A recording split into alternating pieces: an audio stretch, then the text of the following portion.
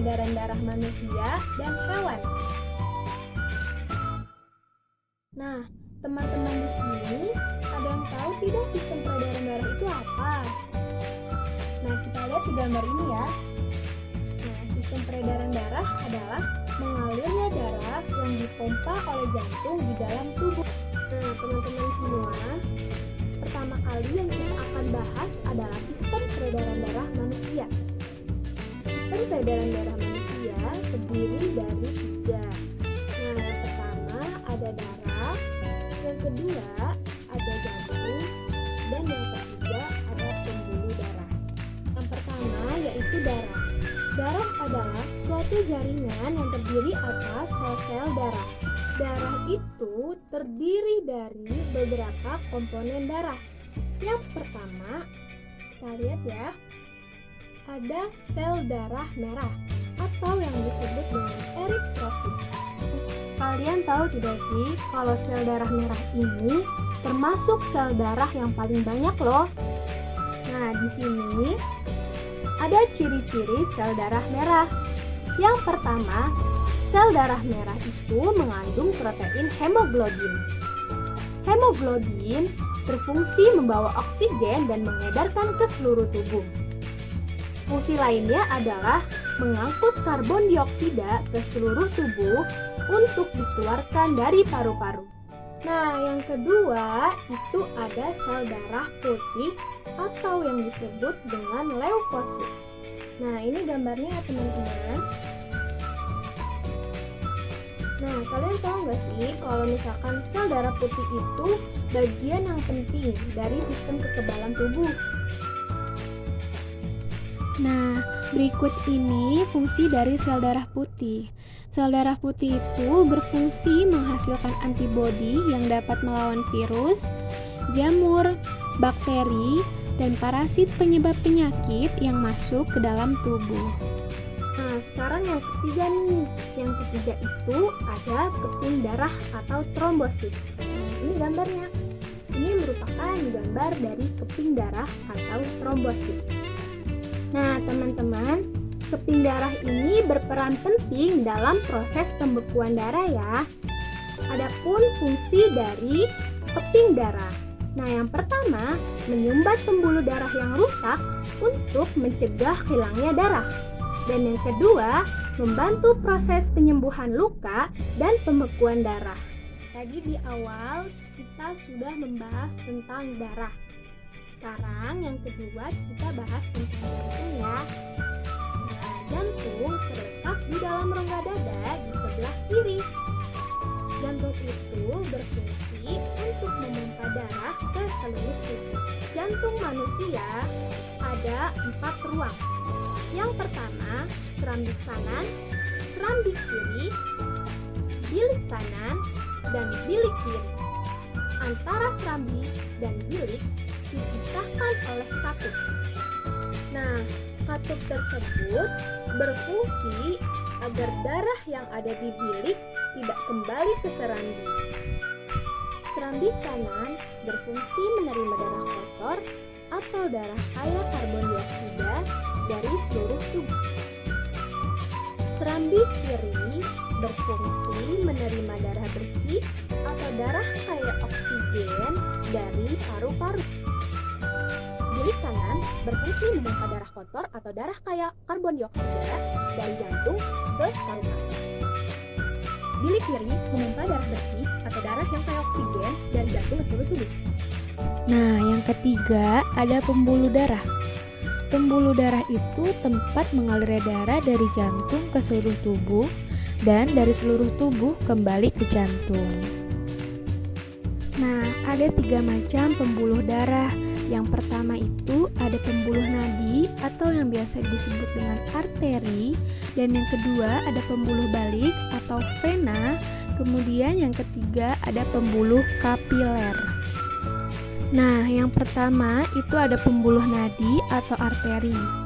Pembuluh nadi adalah pembuluh yang mengalirkan darah dari jantung ke seluruh tubuh. Dan yang kedua ada pembuluh balik atau vena. Pembuluh balik atau vena adalah pembuluh yang mengalirkan darah dari seluruh tubuh menuju jantung. Dan yang terakhir ada pembuluh kapiler nih. Nah, pembuluh kapiler ini merupakan cabang yang ada di ujung pembuluh vena dan arteri. Dalam pembuluh kapiler terjadilah pertukaran dua zat, yaitu antara oksigen dan karbon dioksida.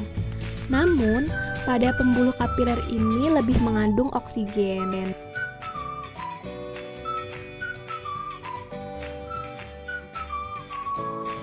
Peredaran darah besar adalah peredaran darah yang berasal dari jantung menuju seluruh tubuh dan kembali lagi ke jantung. Berikut ini urutan peredaran darah besar pada manusia.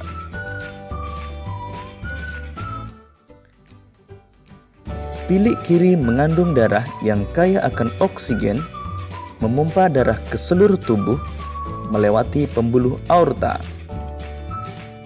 kemudian melewati pembuluh arteri, menuju tubuh bagian bawah dan tubuh bagian atas.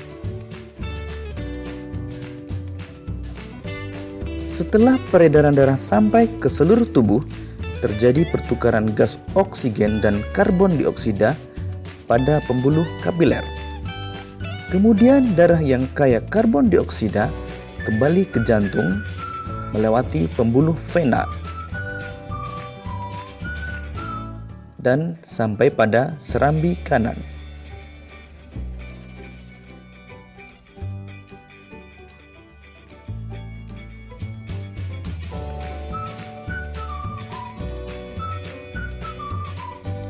Peredaran darah kecil adalah peredaran darah yang berasal dari jantung menuju paru-paru dan kembali lagi ke jantung.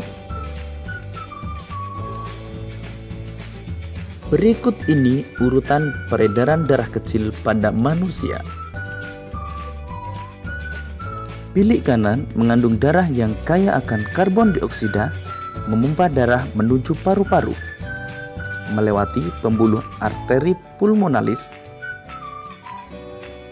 Kemudian di paru-paru terjadi pertukaran karbon dioksida dan oksigen. Kemudian darah yang kaya akan oksigen akan kembali ke jantung melewati pembuluh vena pulmonalis dan masuk ke serambi kiri. Nah, yang kedua, kita akan membahas tentang sistem peredaran darah hewan. Pada umumnya, sistem peredaran darah hewan dan manusia itu sama. Nah, sistem peredaran darah hewan itu ada dua, peredaran darah terbuka dan peredaran darah tertutup. Peredaran darah terbuka. Peredaran darah terbuka adalah peredaran darah atau hemolimfa ke seluruh tubuh atau jaringan yang tidak selalu melewati pembuluh darah. Nah, jadi peredaran darah terbuka ini terjadi karena darah tidak dialirkan melalui pembuluh darah, tetapi langsung ke dalam rongga tubuh. Kemudian, peredaran darah tertutup. Nah, peredaran darah tertutup ini adalah peredaran darah ke seluruh tubuh atau jaringan yang melalui pembuluh darah. Artinya seperti ini. Jadi, peredaran darah tertutup ini terjadi karena darah beredar melalui pembuluh-pembuluh yang saling berhubungan. Pada materi berikutnya, hewan-hewan apa saja yang kita akan bahas sistem peredaran darahnya. Nah, berikut ini hewan-hewan yang kita akan bahas peredaran darahnya. Nah, yang pertama ada serangga, yang kedua ada ikan, yang ketiga ada amfibi, yang keempat ada reptilia, yang kelima ada aves, dan yang terakhir ada mamalia. Berikut ini adalah salah satu contoh hewan serangga, yaitu belalang. Alat peredaran darah serangga, misalnya belalang, terdiri dari jantung, pembuluh, dan pembuluh darah. Nah, belalang ini termasuk peredaran darah terbuka. Artinya, darah mengalir tanpa melalui pembuluh darah. Darah belalang itu disebut hemolimfa. Pada darah ini tidak mengandung hemoglobin, sehingga darah pada belalang tidak berwarna merah. Nah, teman-teman, bisa kita lihat gambar di atas ada gambar belalang beserta dengan organ-organ peredaran darah belalang. Nah, organ-organ peredaran darah pada belalang itu ada aorta, kemudian ada gelembung memanjang di seluruh tubuh belalang, disebut dengan jantung pembuluh, dan ada rongga tubuh. Pada aliran hemolimfa dimulai dari jantung pembuluh yang berdenyut, hingga memompa hemolimfa masuk ke sel-sel tubuh tanpa melalui pembuluh kapiler. Kemudian dari sel tubuh hemolimfa tersebut kembali lagi ke jantung pembuluh. Kemudian ada ikan. Nah, pada ikan ini memiliki sistem peredaran darah tertutup. Peredaran darah pada ikan ini disebut dengan peredaran darah tunggal. Mengapa begitu? Karena dalam satu peredarannya itu darah hanya melalui jantung satu kali saja. Kita lihat ya teman-teman, di gambar samping itu ada organ-organ peredaran darah pada ikan. Nah, organ peredaran darah pada ikan yang pertama itu ada kapiler insang, kedua ada kapiler tubuh, dan yang ketiga ada jantung. Nah, sekarang kita bergeser ke sampingnya lagi yang bawah. Itu adalah gambar sistem peredaran darah ikan. Ada apa aja di situ? Nah, yang pertama itu ada bilik dan vertikel. Dan yang kedua ada serambi atau atrium dan ada vena. Bagaimana ya proses peredaran darah ikan? Jadi, proses peredaran darah ikan dimulai dari darah dipompa oleh jantung, tepatnya di ventrikel, lalu darah mengalir menuju insang, yaitu tempat terjadinya pengambilan oksigen oleh darah dan pengeluaran karbon dioksida lewat dinding kapiler. Kapiler insang membawa darah kaya oksigen ke seluruh pembuluh kapiler yang terdapat pada bagian tubuh ikan. Nah, selanjutnya darah tersebut kembali lagi ke atrium jantung melalui pembuluh balik atau vena. Yang ketiga ada amfibi. Salah satu hewan yang termasuk hewan amfibi yaitu katak. Peredaran darah pada katak berupa sistem peredaran darah tertutup atau ganda. Karena dalam satu kali peredarannya, darah melalui jantung sebanyak 2 kali. Pada jantung katak terdiri dari 3 ruang. Yang pertama serambi kanan, serambi kiri, dan 1 bilik. Serambi yang berdinding tipis, dan 1 ruangan bilik yang berdinding tebal. Proses peredaran darah pada amfibi. Nah, yang pertama, darah dari seluruh tubuh yang mengandung karbon dioksida masuk ke serambi kanan. Selanjutnya ke bilik, lalu darah akan dipompa keluar melalui vena paru-paru dan masuk ke paru-paru. Di paru-paru terjadilah pertukaran karbon dioksida dan oksigen. Selanjutnya, darah masuk ke bilik dan mengalir ke aorta dan dialirkan ke seluruh tubuh. Selanjutnya ada reptilia. Nah, di sini kita ambil contoh hewan reptilianya itu kura-kura ya. Bisa kita lihat di sebelah kiri itu adalah organ peredaran darah pada kura-kura. Adapun organ peredaran darah pada kura-kura ada jantung, vena, dan arteri. Reptilia memiliki sistem peredaran darah tertutup dan ganda. Jantung reptilia ada 4 ruang. Ada serambi kanan, serambi kiri, bilik kanan, dan bilik kiri. Antara bilik kanan dan bilik kiri disekat. Sekatan ini belum sempurna sehingga masih tercampur darah. Bagaimana proses peredaran darah reptilia? Proses peredaran darah pada reptilia dimulai dari darah yang berasal dari seluruh tubuh akan masuk ke bilik kiri dan bilik kanan yang tidak tersekat sempurna. Lalu, darah ke paru-paru dan bergerak ke serambi kiri, bilik kiri, kemudian kembali lagi beredar ke seluruh tubuh. Yang kelima ada aphes. Jantung burung itu ada 4 ruang. Ada 2 serambi dan 2 bilik.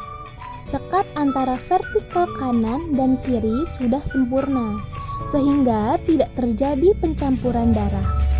Nah, peredaran darah burung ini termasuk peredaran darah tertutup. Adapun proses peredaran darah burung. Nah, peredaran darah burung ini dimulai saat darah yang mengandung karbon dioksida dari seluruh jaringan tubuh melalui jantung, tepatnya di ventrikel kanan. Oleh jantung, kandungan karbon dioksida di dalam darah dipompa menuju paru-paru untuk dilepaskan, sedangkan gas oksigen diikat paru-paru. Kandungan oksigen dalam darah dialirkan menuju ke jantung lagi, kemudian masuk ke atrium kiri dan akhirnya ke ventrikel kiri. Nah, ini termasuk peredaran darah kecil. Teman-teman bisa lihat di sebelah kiri itu adalah gambar dari bagian-bagian jantung pada burung. Lalu, dari ventrikel kiri tadi, darah yang mengandung oksigen akan dialirkan menuju seluruh sel tubuh. Pada sel-sel tubuh ini, kandungan oksigen di dalam darah itu dilepaskan, sementara gas karbon dioksida sebagai sisa metabolisme diikat.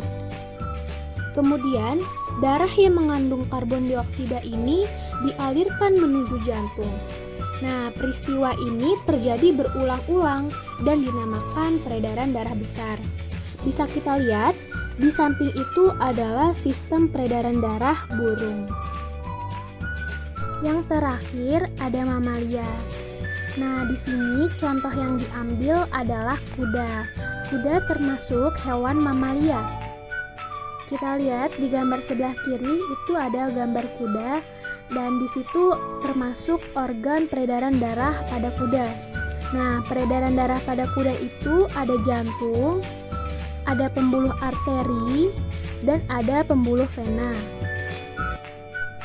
Mamalia memiliki sistem peredaran darah ganda dan tertutup. Jantung pada mamalia ada 4 ruang. Ada 2 serambi dan 2 bilik dengan sekat sempurna. Nah, pada sistem peredaran darah mamalia ini pada umumnya itu sama seperti sistem peredaran darah pada burung.